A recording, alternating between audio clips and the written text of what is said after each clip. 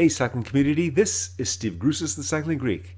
If you see my previous video titled A Little Climbing, A Little Afib Talk, A Little Bone Talk, which took place a week before this, you'll see that I got back into long climbing after about a 3 to 4 week hiatus. I did that workout with teammate Gary, and even though he's a much stronger climber than I am, I was having a hard time that day, and I didn't realize why until late into the climb, where I remembered that I started doing squats and deadlifts about 3 days before. I had another squat and deadlift session the following day, but that was it. I'm just limiting that to once a week for now. And once a week of leg work is good enough for me because of the purpose I'm using it for, and that is balance. Along with wanting to look good, the main reason people lift weights is to increase strength. Now, I am increasing strength even though I'm doing once a week, but the balance factor is most important for me. Cycling is a linear sport, and even though it has many advantages, using lateral movement is not one of them. By doing the squat and deadlift compound movements, I am forcing all the muscles of my legs and many of my upper body to work together. Even though this has a positive effect for my cycling, it has even more of a positive effect for my general health, especially as I'm getting older. Let's jump to the action on the screen. I started this ride out with 4 other teammates. And to get to the bottom of this main climb, we had climbed about 9 miles of undulating course.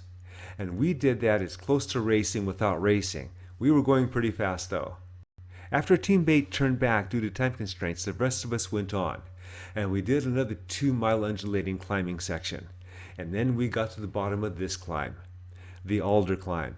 It is 12 miles, and a lot of it is steep. The Alder climb is made up of multiple sections, and this first section that we're on is 1.7 miles and it's 6%.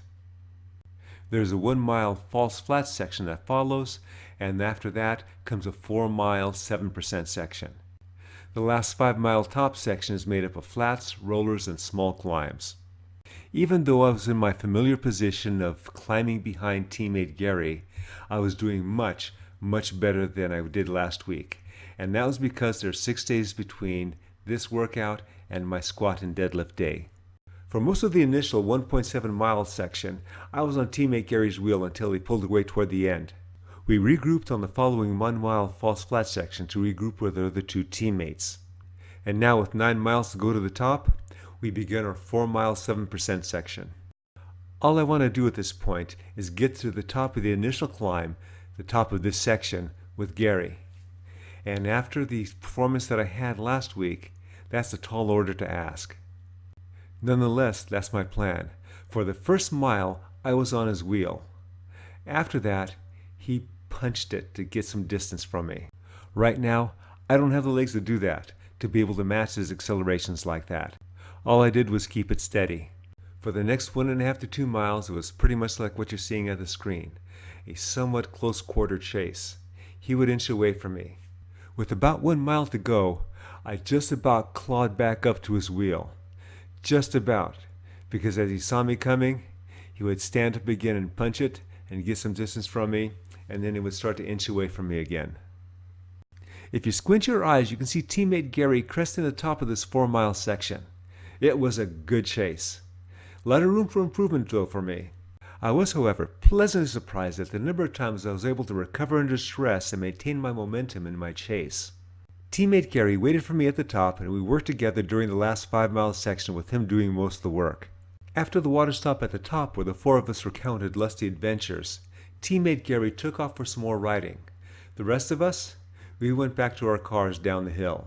For the 3 of us, this turned out to be a 46 mile, 4,600 feet of climbing ride. For teammate Gary, this was a little over 100 miles with 6,600 feet of climbing. On the way back to the cars, I needed to work on my non-existent sprint. We had a couple of sprint points. I took the first sprint only because the other 2 didn't know I was sprinting.